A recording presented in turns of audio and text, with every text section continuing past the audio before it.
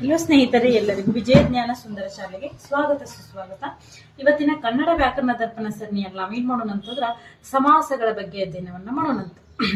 ಈ ವಿಡಿಯೋ ನಿಮಗ GPSTR, HSTR, KPSC, KA ಮುಂತಾದ ಎಕ್ಸಾಮ್ಗಳಿಗೆ ತುಂಬಾ ಉಪಯುಕ್ತವಾಗಿರೋದ್ರಿಂದ ಏನ್ ಮಾಡ್ರಿ ಅಂತಂದ್ರೆ ಎಲ್ಲರೂ ಇದನ್ನ ನೋಟ್ಸ್ ಮಾಡ್ಕೊಳ್ರಿ ಅಂತ ಹೇಳ್ತೀನಿ. ಎಲ್ಲರೂ ಈ ಕ್ಲಾಸ್ ಅನ್ನ ಸಬ್ಸ್ಕ್ರೈಬ್ ಮಾಡ್ರಿ ಮತ್ತು ಲೈಕ್ ಮಾಡ್ರಿ. ನೋಡ್ರಿ, ಸಮಾಸಗಳು. ಸಮ ಎಂದರೆ ಸಂಕ್ಷಿಪ್ತ, ಆಸೆ ಎಂದರೆ ಇರುವುದು. ಸಂಕ್ಷಿಪ್ತವಾಗಿರುವುದನ್ನ ಏನಂತ ಹೇಳಿ ಕರಿತೀವಿ ನಾವು? ಸಮಾಸ ಅಂತ ಹೇಳಿ ಕರಿತೀವಿ. ನೋಡ್ರಿ, ಹಂಗಂದ್ರ ಸಮಾಸ ಅಂತಂದ್ರೆ ಏನು? ಎರಡು ಅಥವಾ ಅನೇಕ ಪದಗಳು ಸೇರಿ ಸಮಾಸವಾದಾಗ ಮಧ್ಯದಲ್ಲಿ ವಿಭಕ್ತಿ ಲೋಪ ಮಾಡಿಕೊಂಡು ಒಂದೇ ಪದ ಆಗುವುದಕ್ಕೆ ನಾವೇನಂತ ಹೇಳಿ ಕರಿತೀವಿ? ಸಮಾಸ ಅಂತ ಹೇಳಿ ಕರಿತೀವಿ. ಎರಡು ಅಥವಾ ಅನೇಕ ನಾಮಪದಗಳು ಸೇರ್ಬೇಕು, ಅಲ್ಲಿ ಸಮಾಸವಾದಾಗ ವಿಭಕ್ತಿ ಲೋಪ ಮಾಡಿಕೊಂಡು ಒಂದೇ ಪದ ಆಗಬೇಕು. ಸಂಕ್ಷಿಪ್ತವಾಗಿ ಒಂದೇ ಪದ ಆದ್ರೆ ಅದನ್ನೇನಂತ ಕರಿತೀವಿ?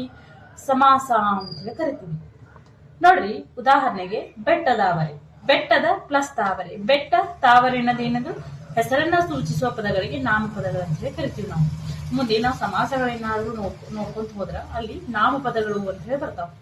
ನಾಮಪದ ಅಂದ್ರೆ ಏನಂತಂದ್ರ ಇಲ್ಲಿ ಹೆಸರನ್ನ ಸೂಚಿಸುವ ಅಥವಾ ವಸ್ತು, ಊರು, ಯಾವುದೇ ಒಂದು ಮನುಷ್ಯನ ಹೆಸರನ್ನ ಸೂಚಿಸುವ ಅಕ್ಷರಗಳಿಗೆ ನಾವೇನಂತ ಕರಿತೀವಿ? ನಾಮಪದಗಳು ಅಂತ ಹೇಳಿ ಕರಿತೀವಿ. ಎರಡು ಅಥವಾ ಅನೇಕ ಪದಗಳು ಸೇರಬೇಕು, ಸೇರಿ ಸಮಾಸವಾಗುವಾಗ ವಿಭಕ್ತಿ ಲೋಪವಾಗಿ ಸಂಕ್ಷಿಪ್ತವಾಗಿ ಒಂದೇ ಪದವಾಗುವುದಕ್ಕೆ ಏನಂತ ಕರಿತೀವಿ ನಾವು? ಸಮಾಸಗಳು ಅಂತ ಹೇಳಿ ಕರಿತೀವಿ. ಈ ಸಮಾಸಗಳಲ್ಲಿ ಎಷ್ಟು ವಿಧ ಅದಾವ ಅಂತಂದ್ರೆ 8 ವಿಧ ಅದಾವ. ಒಂದೊಂದಾಗಿ ಏನ್ ಮಾಡೋಣ ಅಂತ ನಾವು ಈ ವಿಡಿಯೋದಲ್ಲಿ ನೋಡ್ಕೊಂತ ಹೋಗೋಣ. ನೋಡ್ರಿ, ಇನ್ನೊಂದು ಹೇಳ್ಬೇಕಂತಂದ್ರ ನಾವು ಸಮಾಸದಲ್ಲಿ ವಿಭಕ್ತಿ ಬರುವ ಹಾಗೆ ಬಿಡಿಸಿ ಬರಿಬೇಕು. ನಾವು ಸಂಧಿಗಳಲ್ಲಿ ಬಿಡಿಸಿ ಬರ್ದೇವಿ. ಬೆಟ್ಟ ಪ್ಲಸ್ ತಾವರೆ, ಬೆಟ್ಟದಾವರೆ ಅಂತ ಹೇಳಿ ಸಂಧಿಯೊಳಗೆ ನೋಡೇವಿ. ಹಾಗೆ ಸಮಾಸದಲ್ಲಿ ನಾವು ಒಂದು ವರ್ಡ್ ಅನ್ನ ಬಿಡಿಸ್ಬೇಕಂದ್ರ ಏನ್ ಮಾಡ್ಬೇಕಂತಂದ್ರೆ ವಿಭಕ್ತಿಗಳು ಬರುವ ಹಾಗೆ ಏನ್ ಮಾಡ್ಬೇಕಂದ್ರ ನಾವು ಬಿಡಿಸಿ ಬರಿಬೇಕು. ಬೆಟ್ಟದ ತಾವರೆ ಅಂತ ಬಿಡಿಸ್ಬೇಕು ನಾವು. ನೋಡ್ರಿ, ವಿಭಕ್ತಿ ಬಂದೈತಿ. ಹಿಂಗ್ ಬಿಡಿಸಿ ಬರೋದಕ್ಕೆ ಏನಂತ ಸಮಾಸ ಅಂತ ಹೇಳಿ ನಾವೇನ್ ಮಾಡ್ತೀವಿ? ಕರಿತೀವಿ. ಒಂದನೇ ಸಮಾಸವನ್ನ ನೋಡೋಣ. ಯಾವುದು? ತತ್ಪುರುಷ ಸಮಾಸ. ಎರಡು ನಾಮಪದಗಳು ಸೇರಿ ಸಮಾಸವಾದಾಗ ಉತ್ತರ ಪದದ ಅರ್ಥ ಪ್ರಧಾನಗೊಳ್ಳ ಸಮಾಸಕ್ಕೆ ಏನಂತ ಕರಿತೀವಿ? ತತ್ಪುರುಷ ಸಮಾಸ ಅಂತ ಕರಿತೀವಿ. ನೋಡ್ರಿ, ಉತ್ತರ ಪದ ಈ ಪೂರ್ವ ಪದ ಇದು, ಉತ್ತರ ಪದ ಇದು, ಸಮಾಸ ಪದ ಇದು. ಸಮಾಸ ಸಮಸ್ತ ಪದ. ಒಂದೇ ಉದಾಹರಣೆ ಏನು? ಬೆಟ್ಟದಾವರೆ. ಬಿಡಿಸಿ ಬರೆದ ವಿಭಕ್ತಿ ಬರುವ ಹಾಗೆ ಬಿಡಿಸಿ ಬರಬೇಕು ಸಮಾಸದಲ್ಲಿ ನಾವು. ಬೆಟ್ಟದ ಪ್ಲಸ್ ತಾವರೆ, ಬೆಟ್ಟದಾವರೆ. ವಿಭಕ್ತಿಗಳನ್ನ ಲೋಪವಾಗೈತಿ, ಒಂದೇ ಸಂಕ್ಷಿಪ್ತ ಪದ ಆಗಿರುವುದಕ್ಕೆ ಏನಂತ ಕರಿತೀವಿ? ಸಮಾಸ ಅಂತ ಹೇಳಿ ನೋಡೇವೆ ನಾವೀಗ. ತಾವರೆ ಎಲ್ಲಿರೋದು? ಬೆಟ್ಟದಾಗಿರ್ಬೋದು, ನೀರಿನಲ್ಲಿ ತಾವರೆ ಆಗಿರ್ಬಹುದು, ಯಾವುದೇ ಆಗಿರ್ಬೋದು. ಯಾವ ಹೂವು ಅದು? ತಾವರೆ ಹೂವು. ತಾವರೆ ಅನ್ನೋದು ಇದು ಉತ್ತರ ಪದ, ವಿಶೇಷತೆಯಿಂದ ಕೂಡಿದ್ ನೋಡ್ರಿ, ಪ್ರಧಾನವಾಗಿ ಬರಾಯ್ತದ. ಬೆಟ್ಟದ ತಾವರೆ, ತಾವರೆ ಹೂವು. ಅದು ಎಲ್ಲಿದಾದ್ರೂ ತಾವರೆ ಆಗಿರ್ಲಿ, ಬಟ್ ಯಾವ ಹೂವು ಅದು? ತಾವರೆ ಹೂವು. ಇದು ಪ್ರಧಾನವಾಗಿ ಹೊರಹೊಮ್ಮ ಆಗ್ತೈತಿ. ಯಾವ ಪದ? ಅದು ಉತ್ತರ ಪದ. ಉತ್ತರ ಪದದಲ್ಲಿ ಏನಾಗ್ತದ? ಪ್ರಧಾನವಾಗಿ ಹೊರಹೊಮ್ಮ ಹಾಕತ್ತಿದ್ರ ಅದನ್ನ ಏನಂತ ಕರಿತೀವಿ? ತತ್ಪುರುಷ ಸಮಾಸ ಅಂತ ಕರಿತೀವಿ. ಬೆಟ್ಟದಾವರೆ ತತ್ಪುರುಷ ಸಮಾಸ. ನೆಕ್ಸ್ಟ್, ತಲೆನೋವು. ತಲೆಯಲ್ಲಿ ಪ್ಲಸ್ ನೋವು. ವಿಭಕ್ತಿಗಳು ಬರುವ ಹಾಗೆ ಬಿಡಿಸಿ ಬರಬೇಕು. ತಲೆಯಲ್ಲಿ ಪ್ಲಸ್ ನೋವು, ತಲೆನೋವು. ತಲೆಯಲ್ಲಾದ್ರೂ ನೋವಾಗಿರ್ಲಿ, ಕೈ ಒಳಗಾಗಿರ್ಲಿ, ನಮ್ಮ ಒಂದು ಬಾಡಿ ಒಳಗಿನ ಎಲ್ಲೇ ನೋವಾದ್ರೂ ಏನಂತ ನೋವು ಅನ್ನೋದೇನಿದ್ರು ಪ್ರಧಾನವಾಗಿ ಹೊರಹೊಮ್ಮದೆ. ಎಲ್ಲಿ ಆಗತೈತಿ? ಏನಾಗತೈತಿ? ಅದು ನೋವಾಗತ್ತು. ನೋವು ಅನ್ನೋದೇನಿದ್ರು ಪ್ರಧಾನವಾಗಿ ಹೊರಹೊಮ್ಮದಿರೋದ್ರಿಂದ ಇದನ್ನೇನಂತ ಹೇಳಿ ಕರಿತೀವಿ ನಾವು? ತತ್ಪುರುಷ ಸಮಾಸ ಅಂತ ಹೇಳಿ ಕರಿತೀವಿ. ನೆಕ್ಸ್ಟ್, ರತ್ನ ಮಂಚ. ರತ್ನದ ಮಂಚ. ಮಂಚ ಅನ್ನೋದು ಪ್ರಧಾನವಾಗಿ ಇಲ್ಲಿ ಹೊರಹೊಮ್ಮಕ್ಕೆ. ಯಾಕಂತಂದ್ರ ರತ್ನದ ಮಂಚರ ಆಗಿರ್ಲಿ, ಬಂಗಾರದ ಮಂಚರ ಆಗಿರ್ಲಿ, ಬೆಳ್ಳಿದರ ಆಗಿರ್ಲಿ, ಅಥವಾ ಕಬ್ಬಿಣದರ ಆಗಿರ್ಲಿ, ಯಾವ್ದರ ಆಗಿರ್ಲಿ, ಮಂಚ ಅದು ಏನದು? ಮಂಚ. ಈ ಮಂಚ ಇದು ಪ್ರಧಾನವಾಗಿ ಹೊರಹೊಮ್ಮತೈತಿ. ಇದರಿಂದ ಏನಂತ ಹೇಳ್ತಾರೆ? ತತ್ಪುರುಷ ಸಮಾಸ. ಹಗಲುಗನಸು. ಹಗಲಿನಲ್ಲಿ ಪ್ಲಸ್ ಕನಸು, ಹಗಲುಗನಸು ಆಗ್ತದೆ ಬಿಡಿಸಿ ಬಂದ್ರ. ಹಗಲಿನಲ್ಲಿ, ರಾತ್ರಿಯಲ್ಲಿ ಎಲ್ಲಾದ್ರೂ ಬೀಳದು ಏನದು? ಕನಸು ಬೀಳದು. ಯಾವ್ದಾದ್ರು ಕನಸು ಹಗಲಿನಲ್ಲಿ ಬೀಳಾಯ್ತದ. ಏನದು? ಕನಸು. ಅದು ಕನಸನ್ನ ಬೀಳಾತದಲ್ಲ. ಈ ಕನಸು ಅನ್ನೋದೇನಿದು? ಪ್ರಧಾನವಾಗಿ ಹೊಮ್ಮ ಆಯ್ತು ನಮಗಿದು. ಅದಕ್ಕೆ ಏನಂತ ಹೇಗಿರ್ತೀವಿ ನಾವು? ಇದನ್ನ ತತ್ಪುರುಷ ಸಮಾಸ ಅಂತ ಹೇಗಿರ್ತೀವಿ. ಉತ್ತರ ಪದದ ಅರ್ಥ ಪ್ರಧಾನವುಳ್ಳ ಸಮಾಸವನ್ನ ಏನಂತ ಹೇಳ್ತಿರ್ತೀವಿ ನಾವು ತತ್ಪುರುಷ ಸಮಾಸ ಅಂತ ಹೇಳ್ತಿರ್ತೀವಿ. ಎರಡನೇದಾಗಿ ಬರುವಂತ ಸಮಾಸ ಯಾವುದು? ನೋಡ್ರಿ, ಕರ್ಮಧಾರೆಯ ಸಮಾಸ.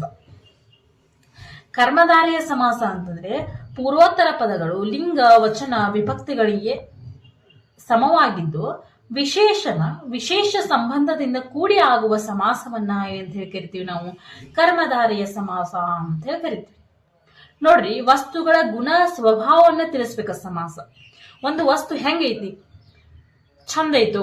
ಒಂದು ಹುಡುಗಿ ಹೆಂಗದಾಳಕ್ಕಿ, ಒಂದು ವಸ್ತು ಬಹಳ ಸಣ್ಣದೈತು ದೊಡ್ಡದೈತು, ಇದನ್ನೇನಂತ ಕರಿತೇವೆ ನಾವು? ಕರ್ಮಧಾರೆಯ ಸಮಾಸ. ಒಂದು ವಸ್ತುವಿನ ಏನಾಗಿರ್ಬೇಕದು, ಒಂದು ವಸ್ತುವಿನ ಗುಣ ಸ್ವಭಾವವನ್ನ ಏನಾದ್ರೂ ಅದು ಹೇಳಾಕತ್ತಿತ್ತಂತಂದ್ರ ಅದನ್ನ ನಾವು ಯಾಕೆ ಸಮಾಸ ಅಂತ ಕನ್ಸಿಡರ್ ಮಾಡ್ಬೇಕು? ಕರ್ಮಧಾರೆಯ ಸಮಾಸ ಅಂತ ಕನ್ಸಿಡರ್ ಮಾಡ್ಬೇಕು. ನೋಡ್ರಿ, ಉದಾಹರಣೆಯನ್ನ ನೋಡಿದಾಗ ನಮ್ಗೆಲ್ಲ ಅರ್ಥ ಆಗ್ತೈತಿ. ಕರ್ಮಧಾರೆಯ ಸಮಾಸಕ್ಕೆ ಒಂದೇ ಉದಾಹರಣೆ, ತಂಗಾಳಿ. ತಂಪಾದ ಪ್ಲಸ್ ಗಾಳಿ, ತಂಗಾಳಿ. ಈ ಗಾಳಿ ಏನೈತಿದು? ತಂಪಾಗೈತಿದು, ಬೆಚ್ಚಗೈತಿದು, ಬಿಸಿಯಾಗೈತಿ, ತಂಪಾಗೈತಿ, ತಣ್ಣನೆ ಆಗೈತಿ. ನೋಡ್ರಿ, ಗಾಳಿಯ ಗುಣ ಸ್ವಭಾವವನ್ನ ಹೇಳಾಯ್ತದ. ಎಂತ ಗಾಳಿ ಅದು? ತಂಪಾದ ಗಾಳಿ. ಅದರ ಗುಣ ಸ್ವಭಾವವನ್ನ ಹೇಳೋದ್ರಿಂದ ಇದನ್ನೇನಂತ ಹೇಳಿ ಕರಿತೇವೆ ನಾವು? ಕರ್ಮಧಾರೆಯ ಸಮಾಸ ಅಂತ ಹೇಳಿ ಕರಿತೀವಿ. ನೆಕ್ಸ್ಟ್, ಹೆಮ್ಮರ. ಹಿರಿದಾದ ಮರ ಹೆಮ್ಮರ. ಮರ ಹೆಂಗೈತಿ? ದೊಡ್ಡದೈತಿ. ಹಿರಿದು ಅಂದ್ರೆ ದೊಡ್ಡದು. ಮರ ದೊಡ್ಡದೈತಿ. ಮರದ ಗುಣ ಸ್ವಭಾವವನ್ನ ಹೇಳಾಯ್ತಿ. ಅದಕ್ಕೇನಂತ ಹೇಳಿ ಕರಿತೇವೆ ನಾವು? ಕರ್ಮಧಾರೆಯ ಸಮಾಸ ಅಂತ ಹೇಳಿ ಕರಿತೀವಿ. ನೆಕ್ಸ್ಟ್, ಚಿಕ್ಕ ಹುಡುಗಿ. ಬಿಡಿಸ್ಬರ್ರೆ ಏನಕ್ಕೈತಿ? ಚಿಕ್ಕವಳು ಪ್ಲಸ್ ಹುಡುಗಿ, ಚಿಕ್ಕವ ಹುಡುಗಿ. ನೋಡ್ರಿ, ಹುಡುಗಿ ಹೆಂಗದಾಳಕಿ? ಚಿಕ್ಕವಳದಾಳು, ದೊಡ್ಡವಳದಾಳು, ಜಾಮ್ಯ ಅದಾಳು, ದೊಡ್ಡದಾಳು. ಇದನ್ನೇನಂತ? ಹುಡುಗಿಯ ಒಂದು ಗುಣ ಸ್ವಭಾವವನ್ನ ಹೇಳಾಯ್ತಿ. ಇದಕ್ಕೇನ? ಹುಡುಗಿಯ ಒಂದು ಗುಣ ಸ್ವಭಾವವನ್ನ ಹೇಳಾಯ್ತಲ್ಲ ಇದು ಬಿಡಿಸ್ಬರ್ದಾಗ ಈ ಒಂದು ವರ್ಡ್ ಏನಂತ ಹೇಳಿ ಕರಿತೀವಿ? ಇದನ್ನ ಕರ್ಮಧಾರೆಯ ಸಮಾಸ ಅಂತ ಹೇಳಿ ಕರಿತೀವಿ. ನೆಕ್ಸ್ಟ್, ಹಳೆಯ ಬಟ್ಟೆ. ಬಿಡಿಸ್ಬರ್ದ್ರ ಹಳೆಯದು ಪ್ಲಸ್ ಬಟ್ಟೆ, ಹಳೆಯ ಬಟ್ಟೆ. ನೋಡ್ರಿ, ಬಟ್ಟೆ ಹೆಂಗೈತಿ? ಹೊಸದಾಗೈತಾ, ಹಳಿದೈತಾ, ಹರಿದೈತಾ, ಏನಾದ್ರೂ ಕ್ಲೀನ್ ಐತೆ, ಏನಾದ್ರೂ ಭಾಳ ಕೊಳೆ ಆಗೈತೆ, ಅದ್ ಹೆಂಗೈತೆ ಅನ್ನೋದು ಹೇಳಾಯ್ತು. ಬಟ್ಟೆ ಹೆಂಗೈತಿದು? ಹಳೆಯದಾಗೈತಿ, ಹೊಸದಾಗೈತಿ. ಇಲ್ಲಿ ಬಟ್ಟೆ ಹೆಂಗೈತಿ? ಹಳೆಯದಾಗೈತಿ. ಈ ಬಟ್ಟೆಯ ಒಂದು ಗುಣ ಸ್ವಭಾವವನ್ನ ಹೇಳಾಯ್ತದು. ಅದನ್ನೇನಂತ ಕರಿತೀವಿ ನಾವು? ಕರ್ಮಧಾರೆಯ ಸಮಾಸ ಅಂತ ಹೇಳಿ ಕರಿತೀವಿ. ನೆಕ್ಸ್ಟ್ ಬರೋದು ಯಾವುದು? ದ್ವಿಗು ಸಮಾಸ. ನೋಡ್ರಿ, ದ್ವಿ ಅಂದ್ರೆ ಏನು? ಎರಡು. ಎರಡು, ಇಲ್ಲಿ ದ್ವಿ ಅಂತಂದ್ರೆ ಎರಡು. ಅಂದ್ರೆ ಈ ಎರಡು ಅಕ್ಷರಗಳನ್ನ ಸೇರಿ ಆಗುವ ಸಮಾಸವನ್ನ ಏನಂತ ಕರಿತೀವಿ ನಾವು? ದ್ವಿಗು ಸಮಾಸ ಅಂತ ಕರಿತೀವಿ. ನೋಡ್ರಿ, ಪೂರ್ವ ಪದವು ಸಂಖ್ಯಾವಾಚಕವಾಗಿದ್ದು ಉತ್ತರ ಪದದಲ್ಲಿರುವ ನಾಮವಾಚಕದೊಂದಿಗೆ ಸೇರಿ ಆಗುವ ಸಮಾಸಕ್ಕೆ ಏನಂತ ಕರಿತೀವಿ ನಾವು? ದ್ವಿಗು ಸಮಾಸ ಅಂತ ಕರಿತೀವಿ.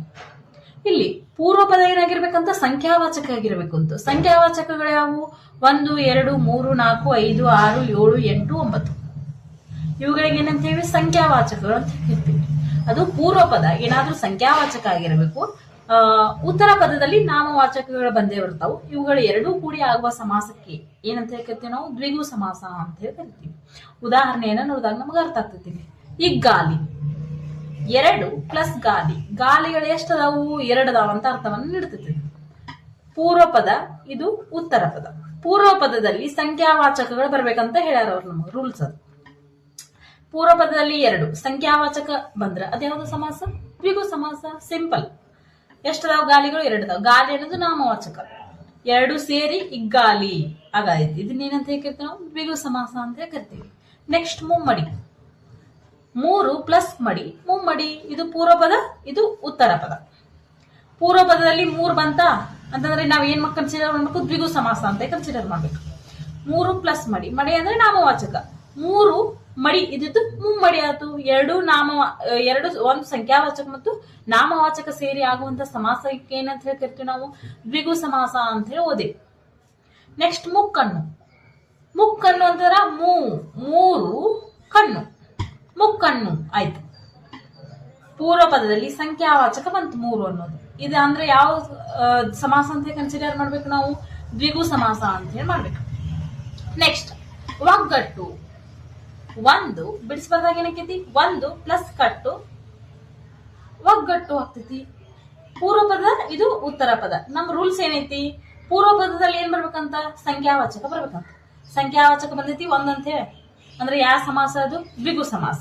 ನೋಡ್ರಿ, ದ್ವಿಗು ಸಮಾಸ ಅಂದ್ರೆ ಏನೂ ಇಲ್ಲ. ಪೂರ್ವ ಪದದಲ್ಲಿ ಸಂಖ್ಯಾವಾಚಕ ಬರಬೇಕು, ಉತ್ತರ ಪದದಲ್ಲಿನ ನಾಮವಾಚಕದೊಂದಿಗೆ ಸೇರಿ ಆಗುವಂತ ಸಮಾಸಕ್ಕೆ ನಾವೇನಂತ ಕರಿತೀವಿ?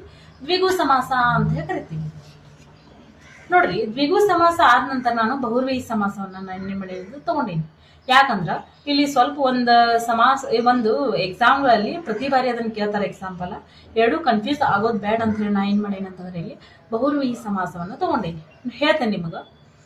ನೋಡ್ರಿ, ಬಹುರ್ವೀಹಿ ಸಮಾಸ ಅಂತಂದ್ರೆ ಎರಡು ಅಥವಾ ಅನೇಕ ನಾಮಪದಗಳು ಸೇರಿ ಸಮಾಸವಾದಾಗ ಬೇರೊಂದು ಪದ ಅಂದ್ರೆ ಅನ್ಯ ಪದ ಅಂದ್ರೆ ಬೇರೊಂದು ಪದ ಅರ್ಥವು ಪ್ರಧಾನವಾಗಿ ಉಳ್ಳ ಸಮಾಸಕ್ಕೆ ಏನಂತ ಹೇಳಿ ಕರಿತೀವಿ ನಾವು? ಬಹುರ್ವೀಹಿ ಸಮಾಸ ಅಂತ ಹೇಳಿ ಕರಿತೀವಿ. ಬಹುರ್ವೀಹಿ ಸಮಾಸ ಅಂತಂದ್ರೆ ಏನಂತಂದ್ರೆ ಇದು ಎರಡು ಅಥವಾ ಅನೇಕ ನಾಮಪದಗಳು ಇರಬೇಕು. ಅನೇಕ ನಾಮಪದಗಳಿದ್ದಾಗ ಏನಾದ್ರೂ ನೀವು ಬಿಡಿಸಿ ಬರೆಯತ್ತಿದ್ವು ಅಂತಂದ್ರ ಅದರ ಬದಲಾಗಿ ಬೇರೊಂದು ಪದ ಬರ್ಬೇಕಲ್ಲಿ. ಆ ಬೇರೊಂದು ಪದ ಬಂದಿರ್ತದಲ್ಲ ಅದರ ಅರ್ಥ ಪ್ರಧಾನವಾಗಿ ಇರಬೇಕು. ಅದಕ್ಕೆ ಏನಂತ ಹೇಳಿ ಕರಿತೀವಿ ನಾವು? ಬಹುರ್ವೀಹಿ ಸಮಾಸ ಅಂತ ಹೇಳಿ ಕರಿತೀವಿ. ನೋಡ್ರಿ, ಅನ್ಯ ಪದದ ಅರ್ಥ ಪ್ರಧಾನವುಳ್ಳ ಸಮಾಸಕ್ಕೆ ಏನಂತ ಹೇಳಿ ಕರಿತೀವಿ ನಾವು? ಬಹುರ್ವೀಹಿ ಸಮಾಸ ಅಂತ ಹೇಳಿ ಕರಿತೀವಿ. ಹೆಂಗ್ ಗುರುತಿಸ್ಬೇಕು ನಾವು ಬಹುರ್ವೀಹಿ ಸಮಾಸವನ್ನ ಅಂತ ನೋಡಿದಾಗ ಇಲ್ಲಿ ಲಿಂಗವನ್ನ ಸೂಚಿಸುತ್ತದೆ. ಬಹುರ್ವೀಹಿ ಸಮಾಸ ಅಂತಂದ್ರೆ ತಲೆಗಿಟ್ಕೋಬೇಕು. ಏನಂತಂದ್ರೆ ಬೇರೊಂದು ಪದ ಬರ್ತೈತಿ, ಆಮೇಲೆ ಇನ್ನೊಂದ್ ಏನಂತಂದ್ರೆ ಎರಡನೇದ ಇಲ್ಲಿ ಆಲ್ಮೋಸ್ಟ್ ಅಲ್ಲಿ ಇದೇನಾಗಿರ್ತೈತಿ? ಲಿಂಗವನ್ನ ಸೂಚನೆಯನ್ನ ಮಾಡ್ತಿರ್ತೈತಿ. ನೋಡ್ರಿ, ಮುಕ್ಕಣ್ಣ. ನೋಡ್ರಿ, ಮೂರು ಬಿಡಿಸ್ಬಾರ್ದ್ರೆ ಏನಾಕೈತಿ? ಮೂರು ಕಣ್ಣು ಉಳ್ಳವನು ಯಾರು? ಮುಕ್ಕಣ್ಣ. ಇದು ನಮ್ಮ ಸಮಾಸ ಪದ್ಧತಿಯೊಳಗೆ ನಾವು ಬಿಡಿಸ್ಬಾರದು. ಆದ್ರೆ ನಮಗೊಂದು ಬರ ಐತಿ, ಮೂರು ಕಣ್ಣುಗಳನ್ನು ಉಳ್ಳವನು ಯಾರು? ಶಿವ ಅಂತ ಹೇಳಿ ಬರ್ತೈತಿ. ಬೇರೊಂದು ಪದ ಬಂತಲ್ಲ ಇಲ್ಲಿ, ಇದು ಪ್ರಧಾನವಾಗಿ ಬರ ಐತಿ. ಮೂರು ಕಣ್ಣು ಉಳ್ಳವನು ಯಾರು? ಮುಕ್ಕಣ್ಣ. ಇದು ಪ್ರಧಾನವಾಗಿ ಶಿವ ಅಂತ ಹೇಳಿ ಬರೋದ್ರಿಂದ ಏನಾಗ್ತಿದ್ದು? ಬಹುರ್ವೀಹಿ ಸಮಾಸ ಅಂತ ಹೇಳಿ ಕರಿತೀವಿ ನಾವು. ಬೇರೊಂದು ಪದ ಬಂತ ಅಂದ್ರೆ ಬಹುರ್ವೀಹಿ ಸಮಾಸ ಅಂತ ನೋಡ್ರಿ ನೀವು. ಆಮೇಲೆ ಇನ್ನೊಂದೈತಿ, ಲಿಂಗವನ್ನ ಸೂಚನೆ ಮಾಡ್ತೈತಿ. ನೋಡ್ರಿ, ಇದು ಪುಲ್ಲಿಂಗವನ್ನ ಸೂಚನೆ ಮಾಡಾಯ್ತು. ಶಿವ ಪುಲ್ಲಿಂಗ, ಲಿಂಗವನ್ನ ಸೂಚನೆ ಮಾಡಾಯ್ತಿ. ಅದಕ್ಕೆ ಏನಂತ ಕರಿತೀವಿ ನಾವು? ಇದನ್ನ ಬಹುರ್ವೀಹಿ ಸಮಾಸ ಅಂತ ಹೇಳಿ ಕರಿತೀವಿ. ನೋಡ್ರಿ, ಇಲ್ಲಿ ದ್ವಿಗು ಸಮಾಸದೊಳಗ ಮುಕ್ಕಣ್ಣು ಇತ್ತು. ಮೂರು ಕಣ್ಣು, ಇಲ್ಲಿ ಸಂಖ್ಯಾವಾಚಕ ಇರಬೇಕು, ಕಣ್ಣು ನಾಮಪದ ಇರಬೇಕು. ಮುಕ್ಕಣ್ಣು ವಸ್ತು ಅಂತಂದ್ರೆ ಏನದು? ದ್ವಿಗು ಸಮಾಸ.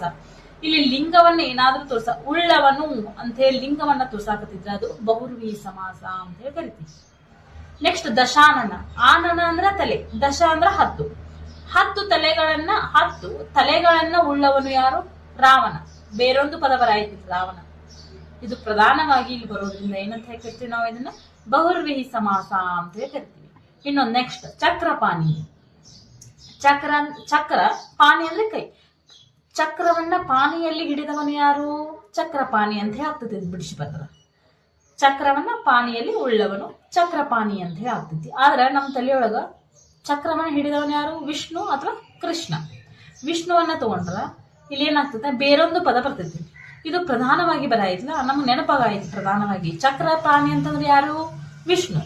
ಅದಕ್ಕೇನಂತ ಹೇಳಿ ಕರಿತೀವಿ ನಾವು? ಇದನ್ನ ಬಹುರ್ವೀಹಿ ಸಮಾಸ ಅಂತ ಹೇಳಿ ಕರಿತೀವಿ. ವಿಷ್ಣು ಅಂದ್ರೆ ಪುಲ್ಲಿಂಗ. ಲಿಂಗಗಳನ್ನ ಈ ಸಮಾಸ ಸೂಚನೆಯನ್ನ ಮಾಡ್ತದೆ. ವೀಣಾಪಾನಿ. ವೀಣಾ ಅಂದ್ರ ವೀಣೆಯನ್ನ ಪಾಣಿಯಲ್ಲಿ ಹಿಡಿದವಳು ಯಾರು? ಸರಸ್ವತಿ. ವೀಣೆಯನ್ನ ಪಾಣಿಯಲ್ಲಿ ಉಳ್ಳವಳು ಯಾರು? ವೀಣಾಪಾನಿ ಅಂತ ಬಿಡಿಸಿ ಬಂದ್ರು. ಆದ್ರೆ ನಮಗೆ ಇನ್ನೊಂದು ಹೊಸ ವರ್ಡ್ ಬರ ಐತಿ. ಏನಂತಂದ್ರು? ಸರಸ್ವತಿ. ದೇವಿ ಯಾವಾಗೂ ವೀಣೆಯನ್ನ ಧರಿಸಿರ್ತಾಳೋ ಅದಕ್ಕೆ ಏನಂತ ಹೇಳ್ತೀವಿ ನಾವು? ಇದು ಸರಸ್ವತಿ ಎಂಬ ವರ್ಡ್ ನಮಗೇನಾಗಿದೆ? ಪ್ರಧಾನವಾಗಿ ಬರ ಐತಿ. ಅದಕ್ಕೆ ಏನಂತ ಹೇಳ್ತೀವಿ ನಾವು? ಇದನ್ನ ಬಹುರ್ವೀಹಿ ಸಮಾಸ ಅಂತ ಹೇಳ್ತೀವಿ. ಲಿಂಗ ಯಾವ್ದು ಬರ ಐತಿ? ಇಲ್ಲಿ ಸ್ತ್ರೀಲಿಂಗ ಬರ ಐತಿ ನೋಡ್ರಿ, ಸರಸ್ವತಿ. ಅದು ಬಹುರ್ವೀಹಿ ಸಮಾಸ. ನೆಕ್ಸ್ಟ್ ಸಿಂಹಕೇತನ. ಇದೆಲ್ಲ ಹೆಂಗೈತ್ಲ ಹಂಗ. ಸಿಂಹಕೇತನ ಅಂದ್ರ ಭೀಮ. ಇದು ಪುಲ್ಲಿಂಗ. ಹೀಗೆ ಬಹುರ್ವೀಹಿ ಸಮಾಸ ಲಿಂಗವನ್ನ ಸೂಚನೆ ಮಾಡ್ತೀವಿ. ಮತ್ತು ಬೇರೊಂದು ಪದದ ಅರ್ಥ ಯಾವಾಗೂ ಏನಾಗಿರ್ತದಂತ? ಪ್ರಧಾನವಾಗಿ ಬರಾಯ್ತಿಲ್ಲಿ. ಇದಕ್ಕೆ ಏನಂತ ಹೇಳ್ತೀವಿ ನಾವು? ಬಹುರ್ವೀಹಿ ಸಮಾಸ ಅಂತ ಹೇಳ್ತೀವಿ. ನೋಡ್ರಿ, ನಾವೇನು ಇಲ್ಲ, ಒಂದೇದು ಯಾವ್ದು ನೋಡಿದ್ವಿ? ತತ್ಪುರುಷ ಸಮಾಸದ ಬಗ್ಗೆ ನೋಡಿದ್ವಿ. ತತ್ಪುರುಷ ಸಮಾಸ ಅಂತಂದ್ರೆ ಏನ? ಉತ್ತರ ಪದದ ಅರ್ಥ ಪ್ರಧಾನವಾಗಿ ಬರಬೇಕು. ಅದಕ್ಕೆ ಏನಂತ ಕೇಳ್ತೀವಿ? ತತ್ಪುರುಷ ಸಮಾಸ ಅಂತ ಹೇಳಿ ಕರೆದ್ವಿ. ನೆಕ್ಸ್ಟ್ ಯಾವ್ದು ನೋಡ್ರಿ? ನೆಕ್ಸ್ಟ್ ಯಾವ್ದು ನೋಡಿದ್ವಿ? ಕರ್ಮಧಾರೆಯ ಸಮಾಸವನ್ನ ನೋಡಿದ್ವಿ. ಕರ್ಮಧಾರೆಯ ಸಮಾಸ ಅಂತಂದ್ರೆ ಏನು? ಇಲ್ಲಿ ವಸ್ತುವಿನ ಗುಣ ಸ್ವಭಾವವನ್ನ ಹೇಳುವಂತ ಸಮಾಸ ಏನಾದ್ರೂ ಇತ್ತಂದ್ರೆ ಅದು ಕರ್ಮಧಾರೆಯ ಸಮಾಸ. ನೆಕ್ಸ್ಟ್ ಯಾವ್ದು ನೋಡಿದ್ರೆ ದ್ವಿಗು ಸಮಾಸ. ದ್ವಿಗು ಸಮಾಸ ಅಂದ್ರೆ ಏನೂ ಇಲ್ಲ, ಪೂರ್ವಪದದಲ್ಲಿ ಸಂಖ್ಯೆಗಳು ಬರಬೇಕು. ಇದನ್ನೇನಂತ ಕರಿತೀವಿ ನಾವು? ದ್ವಿಗು ಸಮಾಸ ಅಂತ ಕರಿತೀವಿ. ನೆಕ್ಸ್ಟ್ ಬರುವುದು ಬಹುರ್ವಿ ಸಮಾಸ. ಬಹುರ್ವಿ ಸಮಾಸ ಅಂತಂದ್ರೆ ಏನಿದು? ಇದು ಬೇರೊಂದು ಪದ ಬರಬೇಕು, ಅದರ ಅರ್ಥ ಪ್ರಧಾನವಾಗಿರ್ಬೇಕಿಲ್ಲ. ಅದು ಏನಾಗ್ತಿತ್ತು ಅಂತಂದ್ರೆ ಇಲ್ಲಿ ಲಿಂಗವನ್ನ ಸೂಚನೆಯನ್ನ ಮಾಡತಕ್ಕಂತ ಸಮಾಸ ಯಾವ್ದಾಗಿತ್ತಂದ್ರೆ ಬಹುರ್ವಿ ಸಮಾಸ ಆಗಿತ್ತು. ಇದನ್ನೇನಂತ ಕರಿತೀವಿ?